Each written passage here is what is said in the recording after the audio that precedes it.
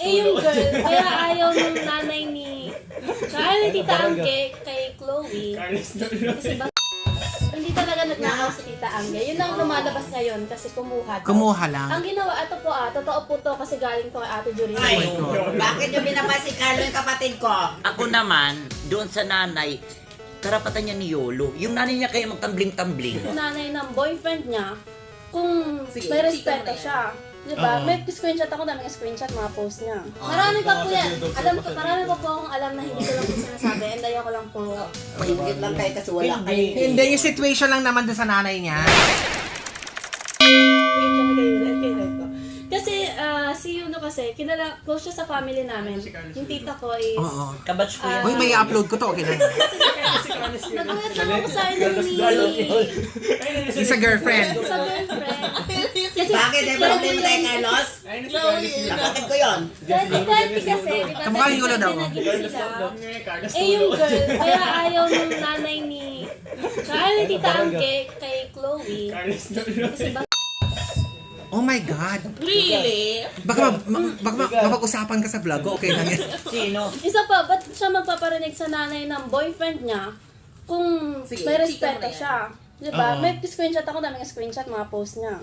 Ay, talaga? Yung pinapaninggan niya yung mama ni Yulo. So, hindi naman sa side ni Tita Angge, nakakabastos kasi yung, halimbawa, boyfriend mo, tapos yung nanay. Dapat ano eh, Sa gymnastic. dapat ano eh, marespeto ka kasi, dapat ikaw pa yung gagawa ng way para maging magka-close Si sila. Yolo. eh. So, hindi ka pabor doon? Ako rin naman hindi ako pabor kasi di ba parang may eksena parati. Ay, hindi Ay, ko. bakit yung binabasi Carlo yung kapatid ko?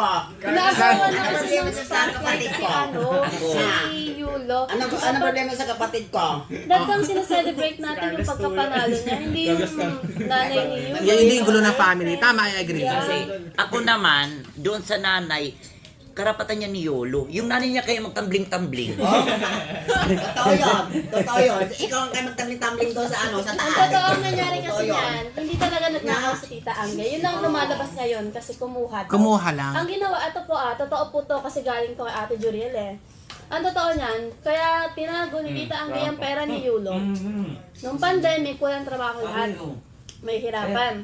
Ang ginawa ni Tita Angge, tinago niya yung pera ni Yulo para in case na mawala ng pera si Yulo, doon niya kukunin. Nilagay niya sa ilalim ng pangalan ni Tita Angge. Para in case nawala ng pera si Yulo, doon niya kukunin. Oo. Para pag nawala ng pera yung anak niya, may makukuha pa rin siya. Oo. Yun po ang lumabas. Kaya, ngayon, ang inaano niya, nagnakaw si Tita Angge. Yun yung term. Oo nga. Pero, May maayos na nag-expect. di ba? Oo nga. Di ba? Ulit. Tapos anong kwentoon? Anong kwentoon? So ngayon, Ano? ang masasabi ko lang sa nanay ni Carlos, Siya Mama magtambling. mo yun, di ba? magtrabaho ka. Magtrabaho ka, bakit? Iba-iba kayo ng opinion, no? Magkakaiba ng opinion. Hindi, Yes, kasi, respect naman po yun. oo, kasi di ba ang sabi nga nila, kinuha daw yung mama, kinuha daw ng nanay niya. Yung mama niya. Girl! Yung mama ni Yulo yung pera. Hey!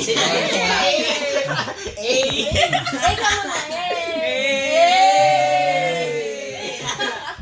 Yun na nga, kinuha daw ng mother na yung Sino kumain kanto? yung pera ng nanay niya. Ng kay Carlos. Oo. Ang kwento doon, mali din si Carlos talaga. Marami po kayo hindi nalalaman. Kaya wag po tayo depend sa social media. Hindi, yes, totoo. Marami pa po yan. Marami pa po akong alam na hindi ko lang po sinasabi. And ayaw ko lang po. Makialam. oo. Makialam. Pero ipopost ko to okay lang. Okay. Okay lang naman. Talaga yung Yeah. source. Ano masasabi mo?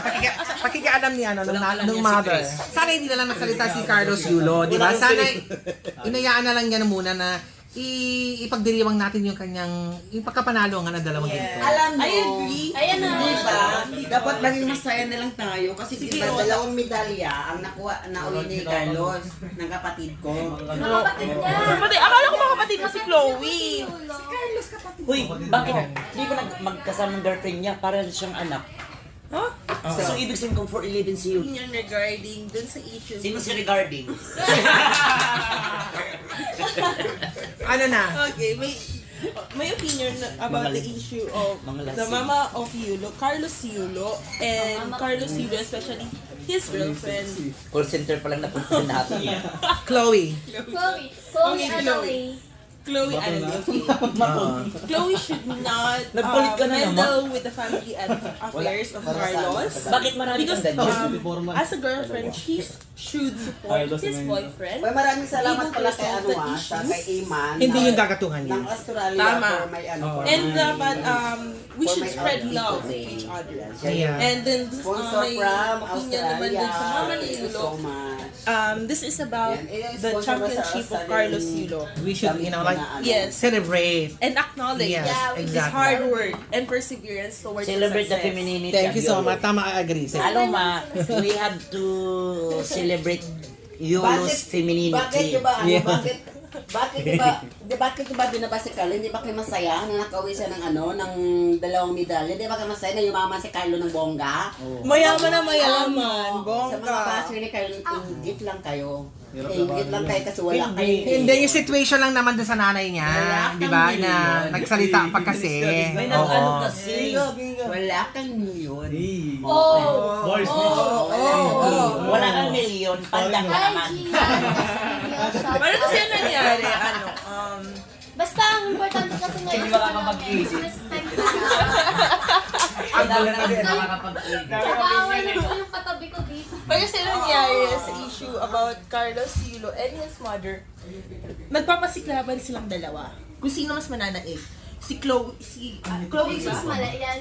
Chloe and yung mama ni Yulo. So silang dalawa nagpapa-interview. So, sino mananaig? Di ba ang taong bayan here in the Philippines, nagpo-focus kung saan yung mali. Oo. Hindi yung nakikita kung ano yung sakripisyo binigay niya para sa bansa natin. And Carlos Yulo will always be a champion in the eyes of the Filipino people. Yeah. And he will always be a living national hero here in the Philippines.